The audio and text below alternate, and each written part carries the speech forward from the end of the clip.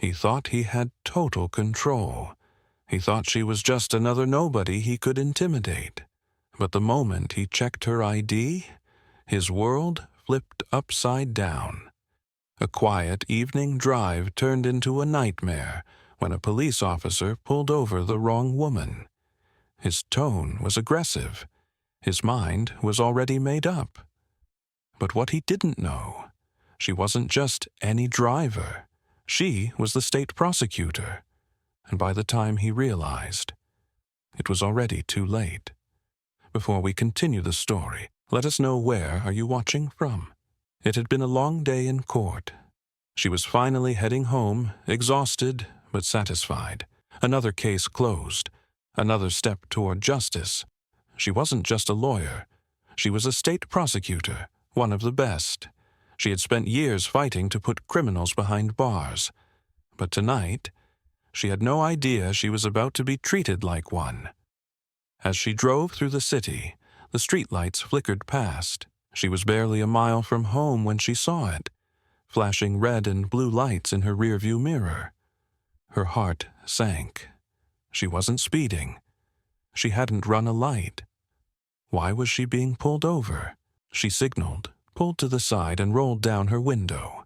Before she could even speak, the officer was at her door. White, tall, intimidating, and from the look in his eyes, he had already decided she was a problem. "License and registration," he snapped. No explanation, no greeting, not even a fake smile. She stayed calm. "Is there a reason you pulled me over, officer?" His eyes narrowed. "You're driving a little too nice for this area." Her stomach twisted. Too nice. She had heard that one before. This wasn't a traffic stop. This was profiling. She kept her hands on the wheel, staying calm, but she already knew where this was going. He wasn't here to give a ticket. He was looking for a reason to escalate, and before the night was over, this officer was going to regret it. She took a slow breath, keeping her hands where he could see them. She had handled men like this before, officers who saw a black person behind the wheel and assumed the worst. But something about this one felt different. He wasn't just profiling her. He was hunting for a reason to escalate. The officer leaned closer, shining his flashlight straight into her eyes. "Step out of the vehicle." Her jaw clenched. "I haven't done anything wrong." His face darkened. "Step out. Now." She knew she had a choice. Argue and risk things getting worse, or comply and wait for her moment. So she unbuckled her seatbelt and stepped out, moving slowly. The moment she did, he grabbed her arm and twisted it behind her back. "What are you doing?" she asked, keeping her voice even. "You're being detained," he snapped. "For what?" The officer didn't answer. Instead, he pulled out his handcuffs and locked them around her wrists. A sick smirk spread across his face. He thought he had won.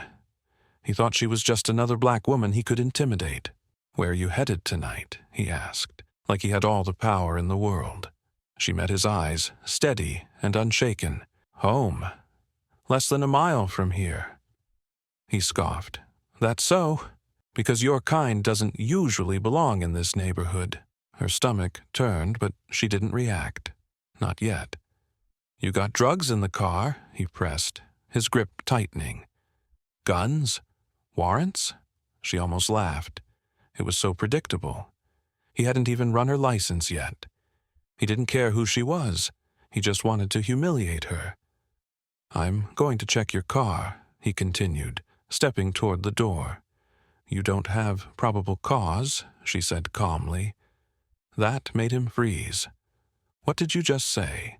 She straightened, even with her hands locked behind her back. "I said you don't have probable cause.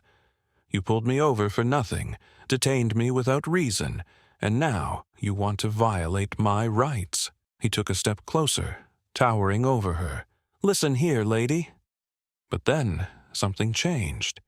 His radio crackled, and another officer's voice came through. "Hey, what's the stop for?" A pause. The officer exhaled sharply, annoyed. "Suspicious behavior." Another pause. Then the second officer spoke again. "Did you run her plates?" Silence. Then finally, the moment she had been waiting for. The officer reached for her wallet, yanked it out of her back pocket, and flipped it open. He glanced at her ID, then he read it again. His whole body stiffened. The color drained from his face, because right there, clear as day, were the words he never expected to see.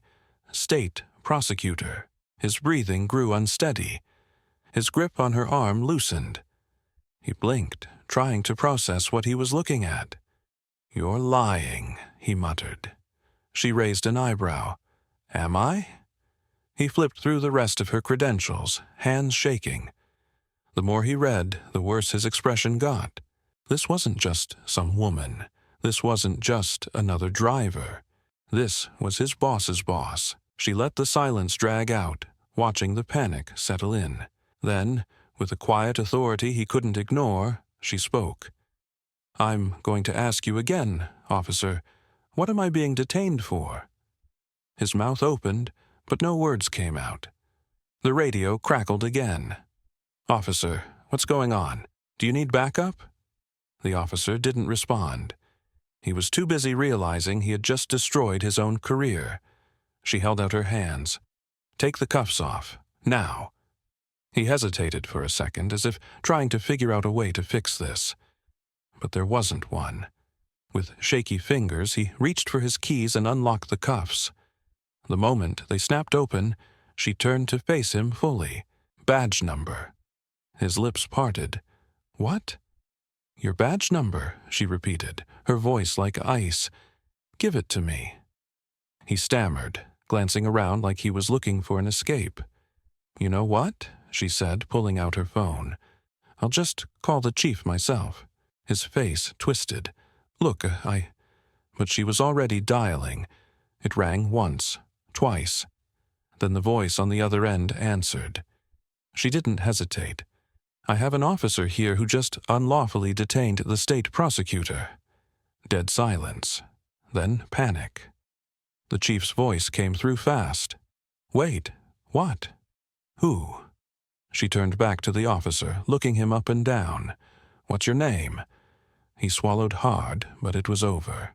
Backup arrived 5 minutes later. The moment the second officer stepped out of the car and saw her, his whole body tensed. He looked at his colleague, then at her. And then he shook his head. "You just messed up, man," he muttered under his breath. The officer who had cuffed her wasn't smirking anymore. He wasn't acting tough. He wasn't barking orders. He was silent. Because now it wasn't about what he wanted. It was about what she decided would happen next. And his career was in her hands. The silence was deafening. The officer who had once been so confident, so aggressive, now stood frozen, his mouth slightly open, as if he was still trying to process what had just happened. But the moment she mentioned calling the chief, he knew. His career was hanging by a thread. The second officer, who had arrived moments ago, took one look at the situation and sighed.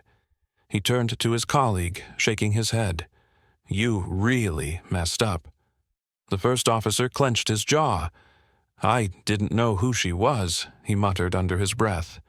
The prosecutor tilted her head. "So, if I wasn't who I am, would this have ended differently?" He didn't answer. He didn't have to. The second officer took a step toward her. "Ma'am, I apologize for this mistake," he said carefully. "If you'd like, we can take a formal statement and open an investigation." She held up a hand. "Oh, there's going to be an investigation." She turned back to the first officer. "And you're going to be at the center of it." He swallowed hard. "Look, let's not blow this out of proportion." She let out a slow, humorless laugh. "Out of proportion? You illegally detained a U.S. prosecutor. You racially profiled me. You put me in handcuffs without cause." She took a step closer, her voice like steel. "You are a disgrace to your badge." He looked away, his face red. She pulled out her phone, scrolling through her contacts. The officer watched in horror as she made a call. The moment the police chief answered, she spoke clearly, making sure every word was heard. "Chief, I need you to meet me at the station. Immediately. One of your officers just unlawfully detained me." The officer's hands curled into fists. He shook his head slightly, as if still trying to wrap his mind around how quickly his situation had flipped. Just minutes ago, he was in control. He had all the power. Now, he was completely at her mercy. The chief must have responded with something urgent because she nodded. "Good. I'll be there in 20 minutes. She ended the call and slid her phone back into her pocket. Then she turned back to the officer one last time. "Take my cuffs," she ordered. He hesitated, then reached for the handcuffs still clipped to his belt. She snatched them from his grip and turned to the second officer. "I assume you'll escort me to the station?" The second officer nodded. "Yes, ma'am." She gave the first officer a final, cold glance. "You better start preparing your resignation letter." And with that, she got into her car and drove off, leaving him standing there, knowing his life had just completely fallen apart. The ride to the station was silent. The second officer, clearly embarrassed by his colleague's actions, kept his eyes straight ahead, gripping the wheel tightly. The prosecutor sat in the back seat, her expression unreadable. She had dealt with corrupt officers before, but never like this. Never as the victim. By the time they arrived, the police chief was already waiting. He stood at the entrance, arms crossed, his expression tense. He had probably replayed her words over and over since the call. One of his officers had just detained the state prosecutor. There was no sweeping this under the rug. She stepped out of the car, handed the second officer back his cuffs, and walked up the steps without hesitation. The chief nodded at her but didn't speak right away. Inside, the tension was thick. Every officer in the room fell silent when they saw her. Some exchanged nervous glances. Others shifted uncomfortably. They all knew what had happened. She didn't waste time. "I want the body cam footage pulled," she said, her voice sharp. "And I want the officer's record on my desk by tomorrow morning." The chief nodded. "We've already started reviewing it." He cleared his throat, lowering his voice. "This isn't the first complaint we've had about him." She wasn't surprised. And how many of those complaints were ignored? He hesitated. That was enough of an answer. She shook her head. "That ends now." The door swung open behind them, and the officer who had detained her stepped inside. His face was pale. His usual arrogance was gone. He knew he had messed up, and there was no escaping it. She turned to face him, arms crossed. "You got something to say?" He licked his lips, glancing at the chief as if looking for backup. When he realized there was none, he swallowed and nodded. I made a mistake." She raised an eyebrow. "A mistake?" He nodded quickly. "I didn't." He hesitated. "I didn't know who you were." Her eyes narrowed. "And that's the only reason you're apologizing?" Silence. That was all she needed to hear. She stepped forward, lowering her voice just enough for the weight of her words to sink in. "You don't get to be sorry just because you got caught. If I had been someone else, someone without a title or power, would you be standing here apologizing?" He didn't answer. He couldn't. The chief stepped in. Effective immediately, Officer Reynolds is placed on administrative leave pending an investigation. Her stare didn't break. "That's a start." She turned to leave, but before she stepped out, she glanced over her shoulder. One last thing. The officer stiffened. She held up his badge number. "I'll be handling your case personally." Then, without another word, she walked out. That officer thought he could get away with abusing his power, but in the end, he was the one who lost everything. The moment she walked out of that station, She knew this wasn't over, not even close. A corrupt officer had been exposed, but how many more were just like him?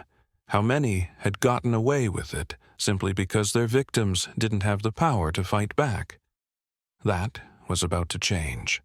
By the next morning, the officer's body cam footage had been pulled and reviewed, and it was even worse than she expected. It showed everything: the unnecessary aggression, the baseless accusations, the way he twisted her arms before even checking her ID. But the most damning part? It wasn't just her. There were dozens of incidents just like hers. Other black drivers, other innocent people, other nights where he had abused his badge, knowing there wouldn't be consequences. Until now. She didn't hesitate.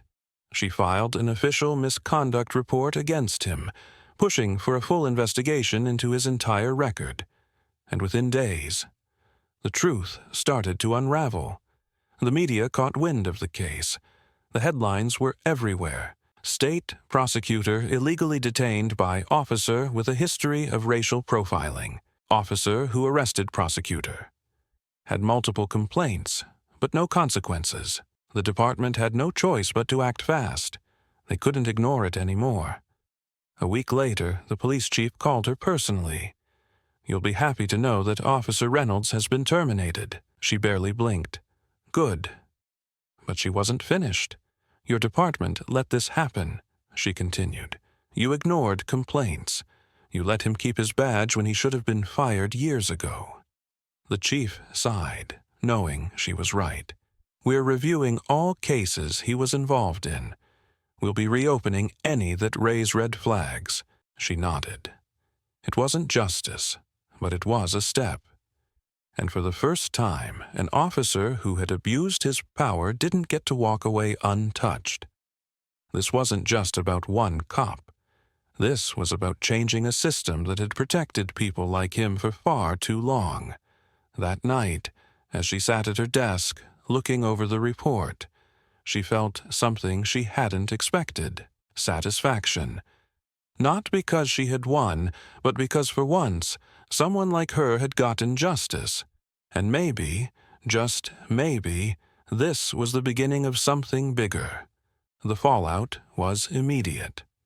The news of the officer's firing spread quickly, and for once, there was no cover-up, no excuse, no quiet reassignment to another department. He was done. But the real impact, that came when the prosecutor started hearing from the people he had wrongfully targeted. Emails, phone calls, messages from black drivers who had been pulled over and harassed by the same officer. Some had been fined for things they didn't do. Others had been arrested over nothing. One man, a father of 3, told her he had been yanked out of his car and handcuffed in front of his children because he looked like he was up to something. No charges, no explanation, just humiliation. A young woman said she had been pulled over late at night, alone, and was too afraid to ask questions when he kept her there for almost an hour, searching her car without cause. These weren't just isolated incidents. This was a pattern. And she wasn't about to let it end with one firing. She filed a motion to reopen every case this officer had ever been involved in. Every ticket, every arrest, every charge. If he had abused his power once, then he had likely done it again and again. And the more they uncovered, the clearer it became. This wasn't just about him. It was about the system that had protected him. Because he had been reported before. Complaints had been filed and ignored. Warnings had been given and dismissed. The police department had known exactly who he was, and they let him keep his badge anyway. That was the real crime. So she went after them too, and this time they couldn't hide. The investigation didn't stop with one officer. It spread. As she dug deeper, she found exactly what she had suspected: a pattern of protection, cover-ups, and ignored complaints. he wasn't the only one. Over a dozen other officers had been flagged for excessive force, racial profiling, and illegal searches, and yet, not a single one had ever faced real consequences. Until now, with the evidence piling up, she did what she did best. She took it to court. A formal lawsuit was filed against the police department for negligence, failure to act, failure to hold officers accountable. And this time, they couldn't brush it under the rug. The public was watching. The media was covering every detail. Community leaders were demanding answers. The department had no choice but to clean house. Several officers were placed under review. Some were fired. Others resigned before they could be investigated. For the first time in years, real change was happening. And it all started because one officer thought he could put a black woman in handcuffs without consequence. But he picked the wrong woman. She wasn't just another target. She was the state prosecutor. And when he tried to take her power, she took his whole department down instead. The lawsuit sent shockwaves through the city. For years, people had filed complaints, spoken out, demanded change, only to be ignored. But this time, there was no ignoring it. The department scrambled to do damage control, releasing statements about new policies and commitments to accountability, but it was too late. The truth was out, and nobody was buying their excuses. Then came the biggest blow of all. The prosecutor's motion to reopen old cases was approved. Every wrongful arrest, every suspicious charge, every single case linked to those officers was put back under review. For some, it was too late. Lives had already been ruined by the justice system failing them. But for others, it was a second chance. One by one, wrongful convictions were overturned. Innocent people who had been jailed because of corrupt policing walked free. And the officer who started it all? He wasn't just fired. He was blacklisted. No other police department would touch him. His name was in every report, every article. He could never wear a badge again. In the end, he lost everything, all because he thought he could treat her like just another target. But he learned the hard way. She wasn't just anybody. She was the one who made sure justice was served. And this time, justice won.